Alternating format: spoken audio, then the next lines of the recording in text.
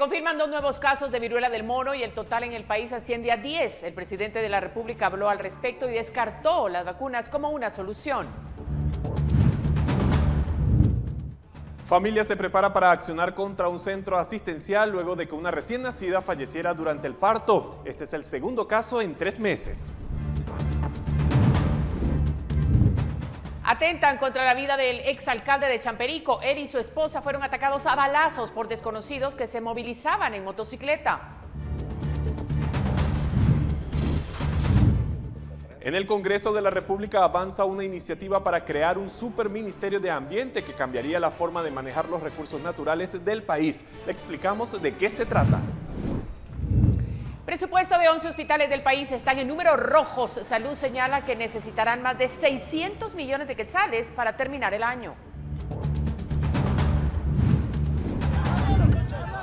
Repudio internacional por intento de asesinato contra la vicepresidenta de Argentina, Cristina Fernández. Presidente de Estados Unidos y la ONU se pronuncian.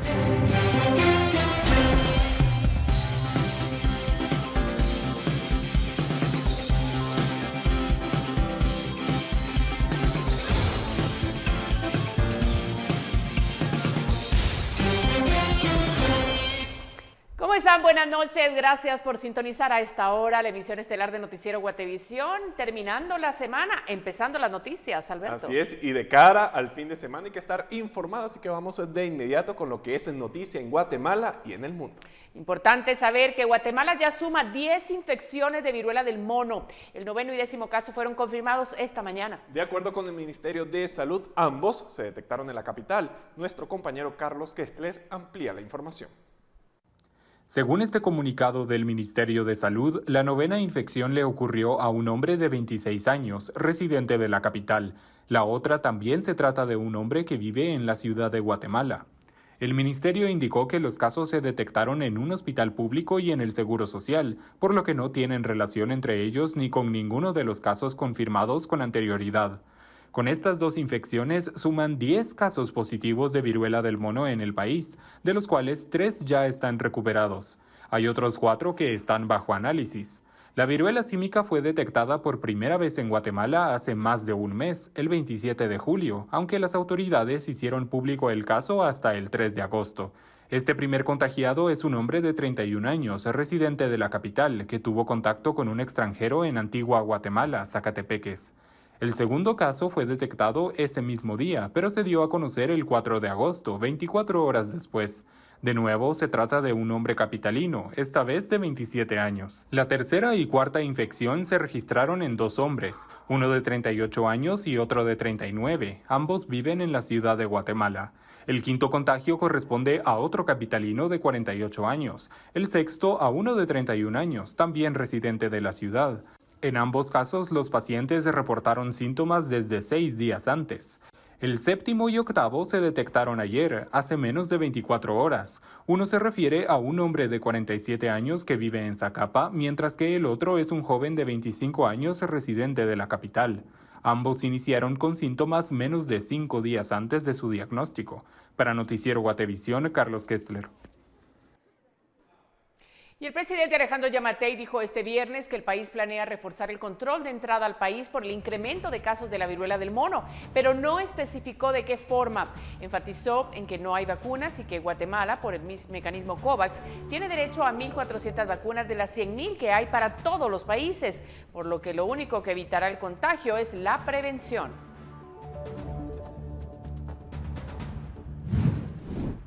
Estamos haciendo un rastreo de todos los contactos, es decir, nos llega un paciente y nos vamos con todo el rastreo de todos los contactos y hemos logrado frenar las cuestiones, anticiparnos y sobre todo aislar al paciente en la fase de las pústulas en donde es contagioso. La estrategia es la que hemos utilizado hasta ahorita, que nos ha dado resultado, 8 casos, de los cuales muchos fueron productos de una fiesta en la Antigua Guatemala. Y ahí nos iniciaron y ya logramos determinar, los primeros 4 casos salieron del mismo lugar. Por otra parte, autoridades del Ministerio de Salud señalaron que varios hospitales enfrentan carencias, mientras que otros han ejecutado muy poco de su presupuesto. Ante esta situación, evalúan tomar fondos de algunos hospitales y trasladarlos a aquellos con mayor necesidad, ya que necesitan unos 600 millones de quetzales.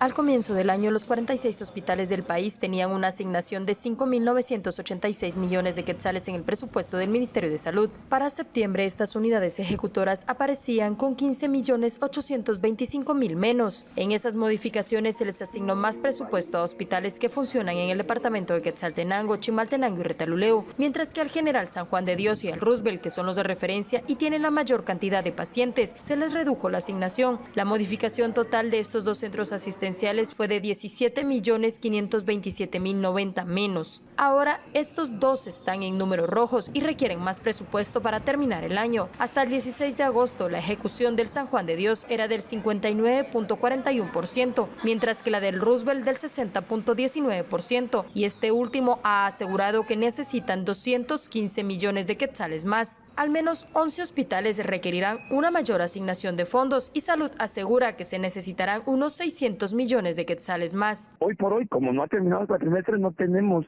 la cuantificación exacta de cuánto se va a necesitar.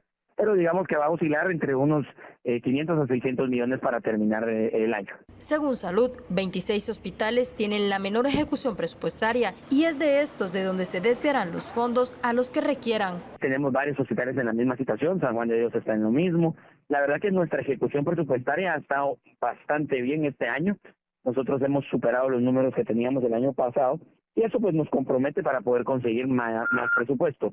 Tenemos hospitales que no han sido muy eficientes en su ejecución y de ellos son los que normalmente tomamos el presupuesto para poderlo colocar en los hospitales que tienen mayor necesidad por la cantidad de pacientes que vemos, como Roosevelt, San Juan o Shela, y otros que pues han sido muy eficientes en utilizar su presupuesto y necesitan más para continuar con sus proyectos. El aumento de las emergencias por violencia, accidentes de tránsito y el alza en los precios de los insumos médico-quirúrgicos pone en riesgo la atención de los pacientes, quienes saturan los servicios médicos, ya que ahora están por arriba del 140% de ocupación en las emergencias. Con imágenes de Roberto López, reportó para Noticiero Guatevisión, Andrea Domínguez.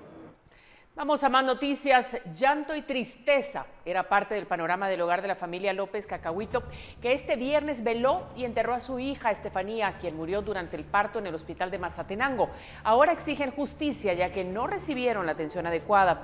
Familiares informaron que denunciaron formalmente el hecho ante el Ministerio Público para que se investigue lo ocurrido y no descansarán hasta obtener justicia para la pequeña Estefanía. Este es el segundo caso denunciado en el hospital de Mazatenango en menos de 3 meses. En julio pasado, la PDH denunció un caso de negligencia médica que está en investigación por parte del Ministerio Público. El hospital, a través de la Oficina de Comunicación, informó que no han recibido ninguna denuncia en la Oficina de Atención al Paciente, por lo que no pueden brindar información.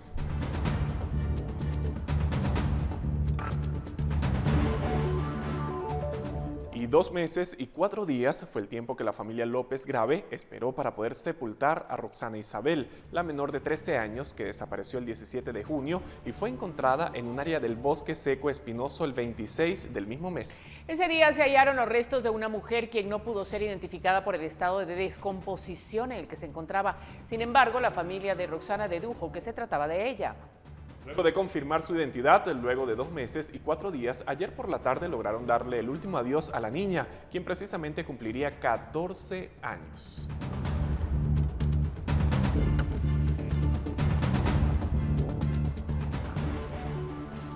Bueno, y tenemos más información y precisamente trata sobre un hecho en Esquipulas, en Chiquimula, que dan el último adiós a una niña que falleció. Así es, en la aldea Chanmagua, en Esquipula, Chiquimula, llegaron este viernes los restos de la niña Margaret Sofía García, de 5 años, quien murió ahogada el lunes 22 de agosto en el río Bravo, en la frontera entre México y Estados Unidos. La pequeña viajó con su progenitora con el objetivo de trabajar y vivir en Estados Unidos, pues la pobreza y la falta de oportunidades les obligó a dejar a su familia y a sus seres queridos. El entierro se realizará este sábado en el cementerio local de la aldea Chamagua, mientras la familia intenta superar la pérdida de la pequeña Margaret.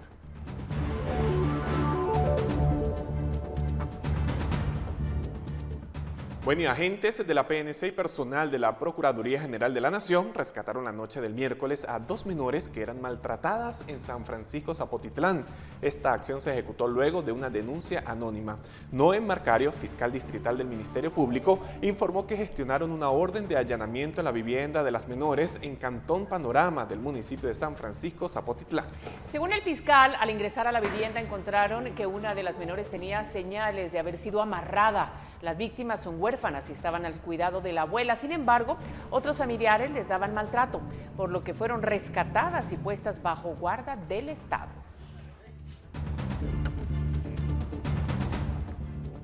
Electroral y sus deliciosos sabores presenta. Tenemos otro tema, techos con grandes goteras, agua en las aulas en mal estado, los baños también, el patio de juegos oxidado, ventanas quebradas y hasta paredes con rajaduras. Bueno, este es el panorama de la escuela de párvulos o Lomas de Santa Faz en la ciudad de Guatemala, donde padres se piden ayuda, pues el Ministerio de Educación no responde. Nos encontramos en la escuela Santa Faz de la zona 18, una escuela de párvulos que debería estar dando clases a niños de 4, 5 y 6 años. Hay 86 pequeños inscritos en este lugar. Sin embargo, debido a que esta escuela presenta severos daños en su techo, las clases no han podido comenzar de forma presencial. Los escritorios, aunque tienen el nombre de cada uno de estos pequeños, están acumulando polvo y ahora agua. No están viniendo a clases por lo mismo, porque el techo tiene hoyos y si ellos vienen les cae agua, porque si ustedes pueden entrar a ver la escuela, está llena de agua ahorita. Nos preocupa la educación de nuestros hijos, ya que están en una edad de aprendizaje, donde ellos tienen que convivir con sus compañeritos, cosas que hasta el momento no están haciendo. Llevan 2 años, ya el otro año ya les toca primaria y están abandonando la escuela. No conocen a sus maestros por el motivo de que no han podido asistir a las clases, ya que la escuela está muy deteriorada, los escritorios, el techo, las paredes. Ante esto, los propios padres han empezado a comprar algunas láminas, intentando con ello arreglar la situación de esta escuela, sin tener resultados satisfactorios. Y aquí se han puesto unas láminas, pero porque los padres de la escuelita de Santa Faz son los que siempre aportan, no es el gobierno, no es ningún otro lado que nos ha venido la ayuda. Esta escuelita desde siempre ha estado abandonada, no es de ahorita, no que desde siempre, y siempre nosotros hemos colaborado con esta escuelita para que se mantenga. La esperanza para que los niños puedan retornar en algún momento de este ciclo escolar a las aulas se desvanece, pues restan aún 3 meses de clases, pero también son los peores 3 meses, según ha señalado el INSIBUME, ya que se prevén diversas tormentas en el país que podrían empeorar aún más la situación de esta escuela. Con imágenes de Roberto López y Luis Machá, reportó para Noticiero Guatevisión, Andrea Domínguez. Electroral y sus deliciosos sabores presentó. Y en sucesos, exalcalde del municipio de Champerico, en Retaluleu, y su esposa fueron atacados con arma de fuego por desconocidos. De acuerdo con las autoridades, los agresores se movilizaban en motocicleta y ya se reporta la captura de uno de ellos. Julio César Cigarroa Escobar, de 61 años, exalcalde de Champerico, Retaluleu, recibió 5 heridas de bala tras sufrir un ataque armado en el kilómetro 195 de la Ruta Nacional 9 hacia Champerico. Autoridades indicaron que Cigarroa conducía su vehículo acompañado de su esposa Hilda de Cigarroa desde Champerico hacia la cabecera departamental. Cuando desconocidos a bordo de una motocicleta los interceptaron, dispararon hacia el vehículo en repetidas ocasiones y huyeron entre los cañaverales cercanos.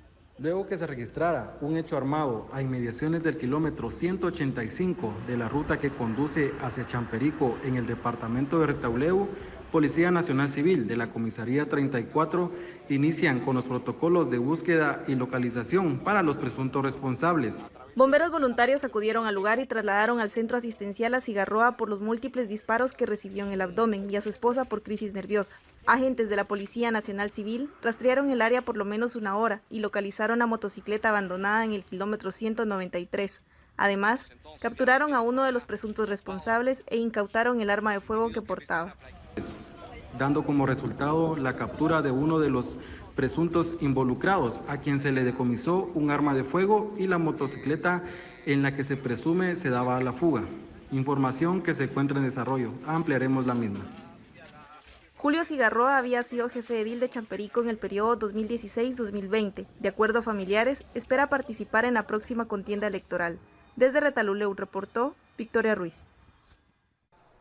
Mire, este día la Corte Interamericana de los Derechos Humanos emitió un comunicado en el que señaló que existe preocupación porque la relatora especial de esa entidad ha recibido varios reportes con respecto a la libertad de expresión en Guatemala, principalmente relativos a agresiones, intimidaciones y acoso judicial con posibles fines de silenciamiento. En la misiva, la CID señala que, de acuerdo con la información recibida, estiman que José Rubén Zamora y Flora Silva, presidenta y directora financiera de El Periódico respectivamente, han sido objeto de persecución judicial por parte del Ministerio Público, posiblemente por su labor periodística. Además, el comunicado hace referencia a que el Ministerio Público abrió una investigación contra periodistas de agencia Ocote, así como el asesinato del comunicador Orlando Villanueva en Puerto Barrios.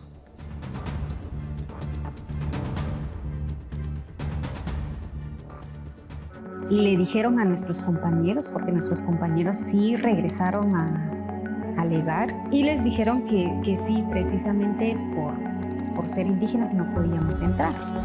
Reporte especial. Tierra de racismo, un crimen sin sanción. Lunes, 21 horas, por Noticiero Guatevisión.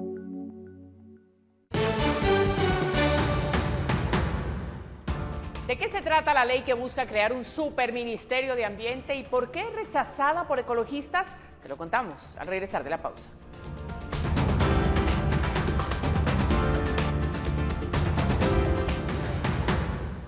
Continuamos con más información y en el Congreso de la República avanza una iniciativa de ley que busca crear un superministerio de ambiente que absorbería prácticamente a todas las entidades estatales que protegen la naturaleza.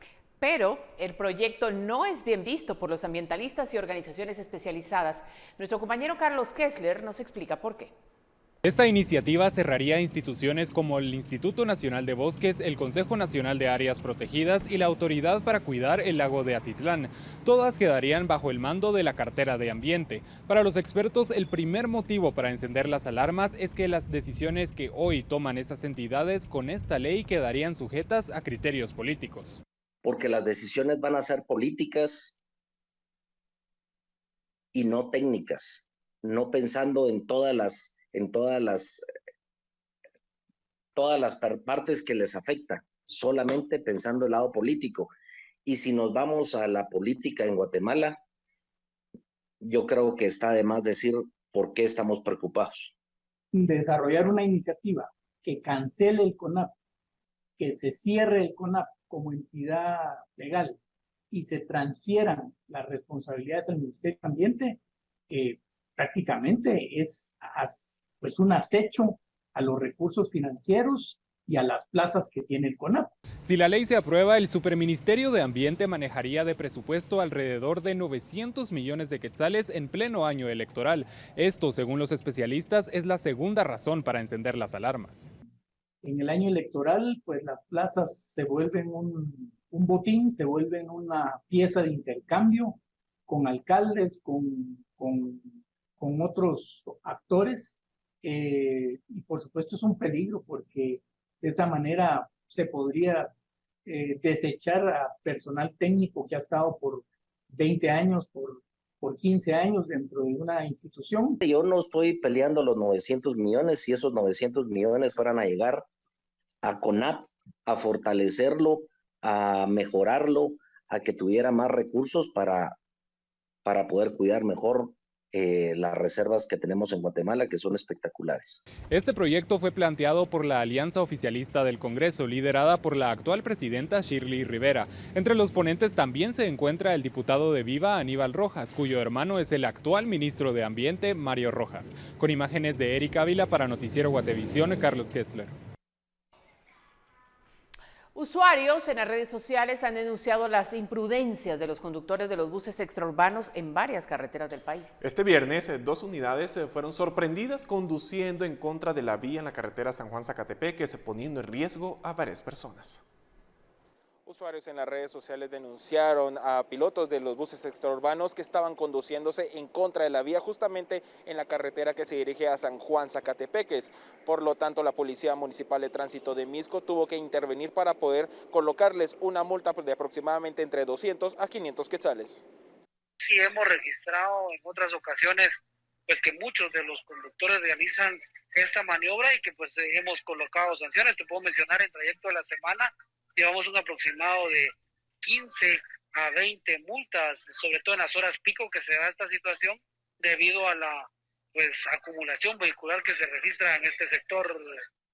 Juan Carlos Aquino, portavoz de Provial, le indicó de que no solamente se ha sorprendido a conductores que manejan en contra de la vía, sin embargo también se han sorprendido a conductores en estado de ebriedad. En los últimos días se han detectado a buses haciendo ese tipo de maniobras y detectamos un bus que iba en estado de ebriedad. Aparte de esto, iba en estado de ebriedad, por lo tanto fue consignado, se le puso una multa de 10,000 quetzales que tendría que pagar en 72 horas y también se le canceló la licencia por un lapso de 6 meses. Autoridades de tránsito hacen el llamado a todos los conductores de los buses extraurbanos a que no realicen este tipo de acciones de manejar en contra de la vía en la vía pública, derivado que pueden provocar algún accidente tanto con vehículos como también con peatones que se encuentren en la calle. Con imágenes de Elmer Vargas, reportó para Noticiero Guatevisión, Fernando Cabrera. Mire, la semana pasada le contamos que la Alianza Oficialista del Congreso impulsa una ley que busca que solo la Superintendencia de Bancos fiscalice los fondos de 3 programas económicos contra el COVID-19. Sin embargo, hoy esta misma entidad emitió una carta legislativa en la que señaló que no tiene competencias para hacerlo. Los 3 fondos fueron aprobados por el Congreso en 2020 para frenar los efectos económicos del COVID-19. Suman más de 11,000 millones de quetzales y son administrados por el Crédito Hipotecario Nacional, el CHN. La iniciativa de ley plantea que solo la Superintendencia de Bancos fiscalice el manejo de este dinero, al estar en el CHN. Excluye a la Contraloría General de Cuentas, la entidad responsable de auditar los recursos públicos. En una carta oficial enviada al diputado Carlos Barreda del Grupo Parlamentario de Oposición, la Superintendencia afirmó que no tiene competencia para hacer lo que sugiere el proyecto de ley. Toda vez que tales recursos no constituyen fondos provenientes del público por parte del referido banco y que por lo mismo no están sujetos a disposiciones legales y reglamentarias que rigen la actividad bancaria, dice parte de la respuesta oficial. En otra carta enviada a Barreda, la Contraloría General de Cuentas afirmó que sí le corresponde auditar los fondos de los programas que menciona la iniciativa, contrario a lo que plantean los parlamentarios oficialistas. La Comisión de Finanzas del Congreso le dio dictamen favorable a la propuesta que ya fue tramitada en primera lectura. Para Cándido Leal, presidente de la comisión, sí debería aprobarse. Este presidente deja bien claro que la iniciativa 6120 refiere que a instituciones financieras por ley la única que puede fiscalizar es la SIB, dijo en una entrevista con Prensa Libre. Para que entre en vigor, el Pleno deberá pasarla en segunda y tercera lectura, así como en su redacción final, aunque aún no está agendada en ninguna sesión. Para Noticiero Guatevisión, Carlos Kessler.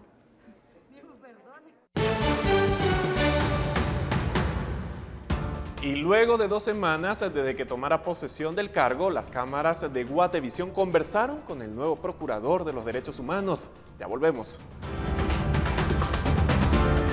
Amigas de Noticiero Guatevisión, espero que estén disfrutando de esta emisión especial del noticiero, pero quiero recordarles que no deben olvidar su salud. Por eso tengo el siguiente consejo que compartirles. Hay muchísimos tipos de manchas en la piel y pueden tener infinidad de causas. El sol, veraniego, los efectos de la edad, los cambios hormonales o los hábitos poco saludables pueden crear hiperpigmentación, término dermatológico con el que se denomina el oscurecimiento de la piel a causa de un incremento de melanina, que es el pigmento de la piel. Y como es mejor prevenir que curar, en A Tu Salud queremos aconsejarte sobre cómo evitar estas hiperpigmentaciones en piel. Soy la doctora Melissa Donis y consejos como este les compartimos con el doctor Luis Arturo de lunes a viernes a las 5 de la tarde por Guatevisión. Los esperamos en A Tu Salud. Y mañana se cumplen 2 semanas desde que José Alejandro Córdoba asumió como nuevo procurador de los derechos humanos. Y las cámaras de Noticiero Guatevisión visitaron su oficina para una entrevista y aquí tienen el resumen. Uno de los primeros puntos que resaltó el procurador Córdoba es que pidió una auditoría a la Contraloría General de Cuentas para despejar dudas sobre el manejo financiero de la gestión de Jordán Rodas, algo que diputados oficialistas le criticaron al exprocurador antes de terminar su periodo. Lo que yo necesito saber es cómo me entregan la institución y qué se ha realizado en la institución. Yo no quiero tener conflictos posteriores ni cargar con problemas de la administración pasada, sino hacerlo de la mejor forma, lo más transparente posible y apegado a la ley. Córdoba también afirmó que no ha tenido contacto con ninguna parte del conflicto en torno a la Universidad de San Carlos, que desde mayo está tomada por estudiantes que denuncian supuesto fraude en la elección del rector Walter Mazariegos. En este comunicado publicado hoy se limitó a llamar al diálogo. Pero estamos anuentes a continuar con el seguimiento y el acompañamiento para ver de qué forma se dilucida el conflicto. Eso sí, lo quiero dejar bastante claro. Nosotros como Procuraduría de los Derechos Humanos solo somos competentes en ver lo que es materia de derechos humanos. Los demás conflictos tendrán que ir a donde ellos crean conveniente y corresponda conforme a la ley. Y sobre casos judiciales del conflicto armado interno en los que organizaciones reclaman posibles violaciones a los derechos humanos de veteranos militares, el procurador tampoco da una postura clara. No vamos a litigar a favor de nadie si nosotros lo que vamos a hacer es, en los procesos judiciales, establecer de que no se le violente el debido proceso a nadie. Córdoba fue electo por la Alianza Oficialista del Congreso para el periodo 2022-2027. En 2020 fue señalado en el caso Comisiones Paralelas, que trata sobre un posible amaño en la elección de magistrados de altas cortes. Con información de Douglas Cuevas e imágenes de Eric Ávila para Noticiero Guatevisión, Carlos Kestler. En más información, el Fido David Portillo Oliva fue localizado muerto en un sector de Estanzuela, Zacapa, la noche del miércoles pasado, horas después de que sus parientes reportaran su desaparición, por lo que este jueves el Ministerio Público informó que indaga sobre el crimen. El Instituto Nacional de Ciencias Forenses informó que las heridas que tenía la víctima pudieron haber sido provocadas con algún machete o cuchillo. Según el Ministerio Público, la Fiscalía de Distrito de Zacapa, derivado de la desaparición del señor Elfido David Portillo Oliva en el municipio de Estanzuela, inició las diligencias correspondientes que permitieran su localización. Lamentablemente, en horas de la noche fue localizado el cuerpo sin vida y con señales de violencia provocadas, con arma punzante en la parte posterior del cuello.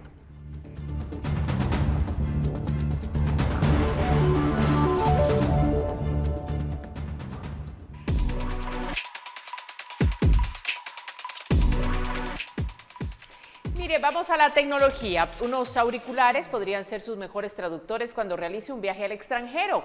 En ellos podrá escuchar las conversaciones en su idioma natal. Veamos cómo funcionan en la siguiente nota. Conecta tu empresa con Comnet, el Internet empresarial de alta disponibilidad. Comnet, conectando un mundo mejor. Presenta. Time Kettle M2 son unos auriculares inteligentes diseñados para traducir de manera instantánea sin necesidad de conectarse a Internet. ¿Cómo es esto posible? Time Kettle se conecta a 14 servidores de alta velocidad para que usted pueda conversar sin esfuerzo hasta en 40 idiomas desde donde quiera que esté. Además, este dispositivo traductor tiene una alta calidad de sonido y es capaz de distinguir hasta 93 acentos. Y para que usted obtenga el máximo provecho de este dispositivo, también puede reproducir música y realizar llamadas telefónicas. Los auriculares Time Kettle M2 tienen 3 modos de uso. Modo táctil. Simplemente debe tocar el sensor de potencia para activar el reconocimiento de voz y así traducir simultáneamente todas las oraciones habladas y tener una conversación fluida con amistades internacionales y socios de negocios. Modo de escucha. Coloque su teléfono sobre la mesa para capturar conversaciones en grupo y escuchar la traducción por medio del auricular. Modo altavoz.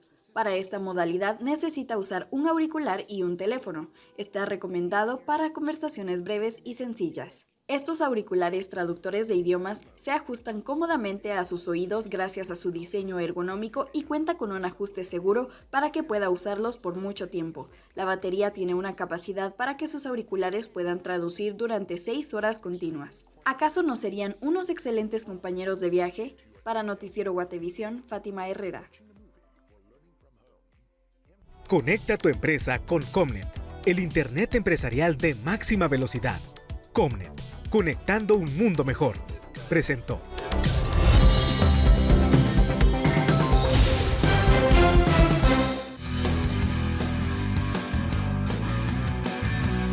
Diviértete tranquilo, con la buena experiencia de estar asegurado.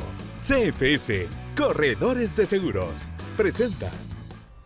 Aquí estamos ya con Guate Reporta. Gracias por enviar todos esos mensajes y vamos a iniciar con Rodolfo Enrique Aspuac. Él nos envió el reporte sobre los trabajos que efectuaron maquinarias para habilitar el paso por el río El Jute en aldea El Rodeo Escuintla. El apoyo lo brindaron 2 empresas privadas y el paso se rehabilitó el miércoles de esta semana. Nos proporcionaron su apoyo para habilitar el paso del río El Jute en aldea El Rodeo Escuintla, por lo que estamos eternamente agradecidos con todas las personas involucradas de la empresa Macizo y Faxa por este apoyo que le brindan a más de 10 comunidades, ya que ya más de 3 años olvidados por el Covial, por la municipalidad. Y siempre en el mismo tema, Rodolfo Enrique Aspuac nos envió el video del lahar de grandes proporciones que destruyó el paso que se había rehabilitado el miércoles de esta semana. Las imágenes fueron grabadas la tarde de este viernes. Vean esa tremenda creciente, señores. ¡Qué peligro! Vean ese tremendo descenso del lahar, señores. Viene de punta a punta.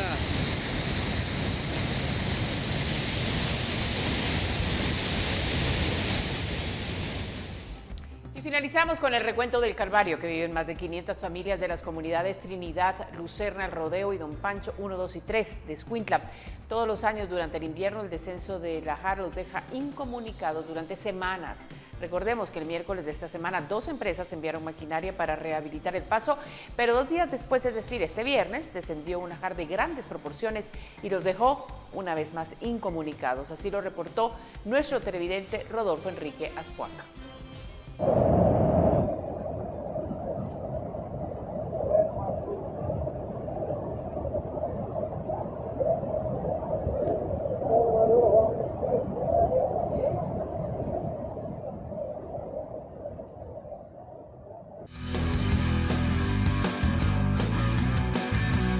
Diviértete tranquilo, con la buena experiencia de estar asegurado. CFS, Corredores de Seguros, presentó.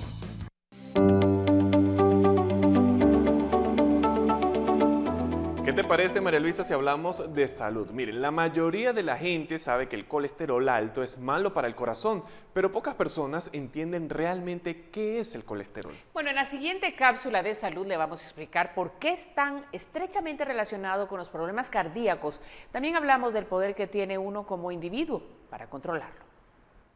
Lo vemos en las etiquetas de los alimentos y escuchamos a los profesionales de la salud hablar sobre él, pero pocas personas saben qué es el colesterol en realidad. Se necesita colesterol para ayudar con la formación de un cerebro saludable. Sin embargo, hay colesterol malo y esto es lo que realmente construye las placas en nuestras arterias y ahí es donde nos preocupamos, dice la doctora Heiga. El colesterol es una sustancia cerosa que se encuentra en las grasas de la sangre. Cuando tiene colesterol alto, puede desarrollar depósitos de grasa en los vasos sanguíneos, lo que eventualmente podría dificultar que fluya suficiente sangre a través de las arterias. Así que el colesterol malo, cuando esas placas se acumulan, si se rompen, pueden causar un ataque cardíaco o incluso un derrame cerebral. Además dice que lo que come afecta sus niveles de colesterol, pero usted puede controlarlo. Ejemplos de grasas trans. Muchas de estas estarán en sus productos preempacados, como donas y galletas. Hay cosas que están hechas con manteca vegetal, como la comida rápida, comidas fritas. Debería intentar realmente eliminarlas. También puede reducir las grasas saturadas que a menudo se encuentran en los productos de origen animal, como el tocino o la mantequilla. La doctora Heiga dice que también puede reducir su colesterol cuando ingiera más omega 3 que se encuentra en el pescado, las nueces y el aguacate. Con información de Mayo Clinic, para Noticiero Guatevisión, Pamela Valdés. Bueno, y pasamos a otras noticias. Los jueces del Tribunal de Femicidio de Quetzaltenango llevaron a cabo un reconocimiento judicial en el municipio de Cantel como parte del juicio contra Emerson Marroquín, acusado del crimen de la poetisa Gabriela Barrios. Bueno, el objetivo de la diligencia era establecer el recorrido que la madre de la víctima, quien sobrevivió al ataque, llevó a cabo en el río el día en que ocurrieron los hechos. En febrero de 2017 ocurrió el crimen de Gabriela Barrios en una granja ubicada en Cantel, Quetzaltenango. 5 años después de aquel suceso, los jueces que juzgan al presunto autor material llevaron a cabo un reconocimiento judicial en la ribera del río Samalá, donde bomberos voluntarios encontraron el cadáver de la víctima y rescataron con vida a la madre de Gabriela. El día de hoy se trataron de establecer 5 puntos, como son la existencia del puente de bolas del río Samalá, la presa hidroeléctrica de la fábrica Cantel, las garitas de seguridad, las características del río y la probabilidad de hacer un recorrido peatonal y la existencia de un puente cercano a la presa hidroeléctrica de la fábrica Cantel. Estos son los puntos que le interesaban a la defensa y se contó con la participación del abogado defensor que representó al acusado, del agente fiscal del Ministerio Público. Al inicio hay unas partes profundas donde sí me es menester indicar que la víctima pudo nadar como ella lo narró oportunamente en anticipo de prueba. La idea es que el tribunal vea dónde ocurrieron los hechos y se forme una hipótesis lo más cercano a la verdad. Esa es la intención. Según el abogado de Emerson Marroquín, su defendido nunca participó en el crimen de Gabriela Barrios. Nosotros desde el inicio dijimos, 2 varones le dieron muerte a Gabriela y dentro de los cuales no está Emerson Marroquín. Eso porque la prueba genética da cuenta de que hay residuos de ADN en las uñas de ella y hecho el cotejo no está el ADN de Emerson Marroquín. Por eso es nuestra teoría que es totalmente distinta a la del Ministerio Público. En Quetzaltenango, para Noticiero Guatevisión, Minor Talk. Por cierto, 5 años después del crimen de Gabriela Barrios, un familiar reveló detalles del testimonio que la madre de la víctima brindó a las autoridades sobre lo ocurrido en Cantel, en Quetzaltenango. Según el testimonio, Emerson Marroquín, sin mediar palabras, agredió con un arma blanca a Gabriela y a su madre. Durante el ataque, las víctimas clamaron a su agresor por sus vidas. Sin embargo, el hombre gritaba "quiero dinero". Luego del brutal ataque, Marroquín permaneció a la par de los cuerpos por al menos 1 hora y cuando abandonó el lugar, la madre de Gabriela, que aún estaba con vida, escapó por una vereda y se lanzó al río para pedir auxilio.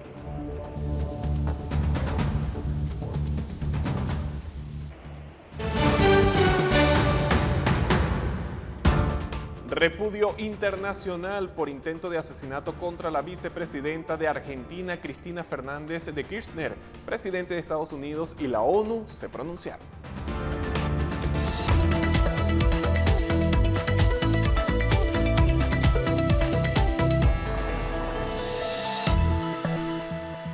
Muchas gracias por seguir con nosotros a esta hora de la noche, porque así recibimos todos juntos a Paula Osaeta. Porque es momento de que hablemos de dinero.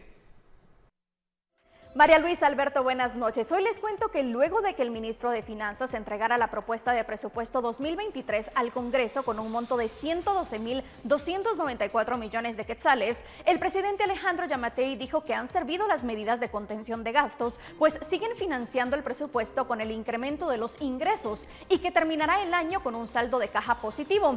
Resaltó que no ha habido ni un solo incremento de impuestos y que todos los ingresos han sido producto del aumento de la base tributaria. Estamos trabajando en presentarle al Congreso de la República sustitución de fondos, sustitución de préstamos, no nuevos, sino decirle, mire, este está al 0.9% y este está al 4%, solo switchémoslo, paguemos este y con eso pagamos este y nos queda la tasa de interés mucho más baja.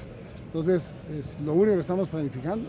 Y en otros temas le cuento que la digitalización está redefiniendo el futuro del trabajo y es por eso que jóvenes y mujeres de Zacatepeques, Escuintla, Sololá y Quetzaltenango recibirán capacitaciones para desarrollar habilidades digitales. A continuación le cuento más. La digitalización no es un proceso solo de tecnología, es una revolución en muchos aspectos de la industria que es impulsada sí por la tecnología, lo que permitirá llegar a la siguiente etapa que podría incluir prestaciones de servicios, crear nuevas industrias, crear nuevas economías, entre otros. Impactas mejor a tus clientes, impactas mejor a tus colaboradores internos, a tus empleados, transformas tus productos o transformas tus procesos en cada una de esas 4 etapas. Conforme pasa el tiempo es más necesario que todos tengan habilidades de digitalización. Es por eso que jóvenes y mujeres de Zacatepeques, Escuintla, Sololá y Quetzaltenango recibirán capacitaciones para el desarrollo de estas habilidades y que estén preparados para los retos del futuro. proveerles a ellos todo el contenido que a través de los canales y los proyectos que ellos ya tienen, empezar a empoderar y empezar a capacitar mejor, no solo a su fuerza interna, sino que obviamente a gente que esté asociada dentro de toda su cadena de distribución, ¿no? Según Sosa, lo primordial para introducir a los jóvenes y mujeres a la digitalización es, del lado de la tecnología, el desarrollo de las habilidades blandas, además de una alfabetización digital y aprender a colaborar mejor en equipo. El 70% de los trabajos actuales requieren una capacidad técnica y en nuestro país no es un secreto que muchas personas no cuentan con las herramientas tecnológicas básicas, lo que las limita a tomar un trabajo que requiere estas habilidades, por lo que buscan cerrar esa brecha educacional para que puedan tener mejores oportunidades laborales. Hoy les recordaré una regla que podría ayudarlo a organizarse financieramente. Se trata de la regla 50-30-20, que tiene como objetivo que quien la aplique pueda aprender a administrarse bien financieramente. Así que pongan mucha atención porque le explicaré cómo funciona. La regla va a dividir sus ingresos netos en 3 categorías de gastos: sus caprichos, su ahorro y su deuda. Primero dedique el 50% de sus ingresos a sus necesidades, es decir, todo lo que no puede evitar. Esto incluye el alquiler, la comida, los servicios básicos, entre otros. Luego se recomienda destinar el 30% de sus ingresos a sus caprichos, es decir, los gastos no esenciales y con los que podemos vivir sin problema. Por ejemplo, comidas fuera, servicios de streaming o viajes seguidos. Y por último, destina el 20% de sus ingresos al ahorro o a amortizar las deudas que tiene pendientes. Apartar siempre este porcentaje le dará también tranquilidad si surge alguna emergencia. Tome en cuenta esta regla. Si la practica bien, sé que lo ayudará a llevar mejor sus finanzas personales. Recuerde que el lunes regreso con más en Hablemos de Dinero. Buenas noches.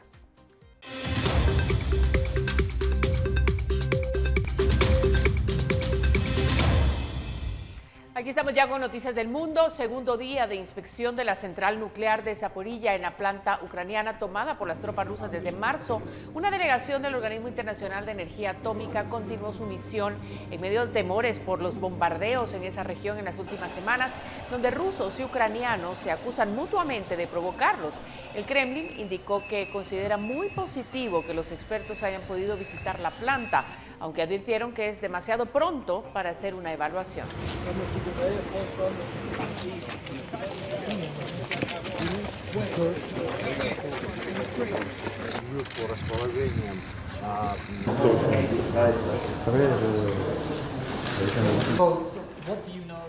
Y el FBI recuperó más de 11.000 documentos y fotografías del gobierno estadounidense durante su registro del 8 de agosto en la propiedad del expresidente Donald Trump en Florida, así como 48 carpetas vacías etiquetadas como clasificadas, según registros judiciales que fueron abiertos este viernes. La revelación por parte de una jueza federal del distrito en West Palm Beach se produjo un día después de que escuchó los argumentos de los abogados de Trump y las dos principales fiscales de contrainteligencia del Departamento de Justicia sobre si debería nombrar a una persona especial para realizar una revisión privilegiada de los materiales incautados en la residencia de Donald Trump.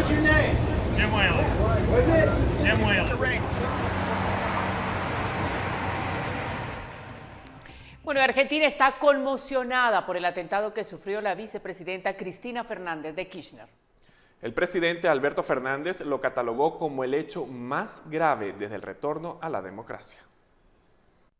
Las autoridades argentinas investigan si un ciudadano brasileño actuó por cuenta propia cuando en la noche del jueves apuntó con un arma a la vicepresidenta Cristina Fernández de Kirchner. Estaba en la puerta de su casa del barrio porteño Recoleta cuando entre una multitud el hombre le apuntó, gatilló el arma, pero el disparo no salió. La policía y los custodios de Cristina Kirchner detuvieron al presunto agresor, identificado como Fernando Andrés Sabac Montiel, un brasileño de 35 años que emigró a la Argentina en 2008 y tiene antecedentes por portación de armas no convencionales. Este ataque generó un inmediato repudio de toda la sociedad. Uno de los primeros en pronunciarse fue el propio Alberto Fernández, presidente de la Nación. Este hecho es de una enorme gravedad. Es el más grave que ha sucedido desde que hemos recuperado nuestra democracia. En una situación inédita de la política local, todos los legisladores del Congreso Nacional, del oficialismo, la oposición, se dirigieron al Parlamento y emitieron un mensaje en conjunto. Expresar nuestro repudio a este hecho verdaderamente lamentable penoso y que obviamente a toda la sociedad argentina consterna y que nos entristece realmente. Y aparte de eso, nosotros queremos expresarle a la vicepresidenta de la Nación nuestra solidaridad. El intento de magnicidio ocurrió mientras la vicepresidenta enfrenta un pedido de condena en un juicio por corrupción que le sigue desde que abandonó la presidencia en 2015. Fernández es una figura que divide a los argentinos. Algunos la critican por demagoga y otros aplauden sus políticas sociales. Gonzalo Báñez Villar, Voz de América, Buenos Aires, Argentina.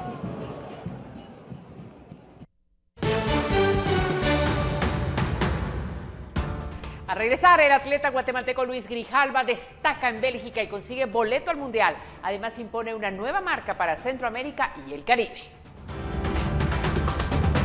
Porque así llegamos al final de la emisión estelar de Noticiero Guatevisión. Muchísimas gracias por acompañarnos. Recuerde que el domingo hay noticias y nos vamos a despedir con estas curiosas imágenes de cientos de competidores que participaron en una carrera vestidos con disfraces de dinosaurios T-Rex.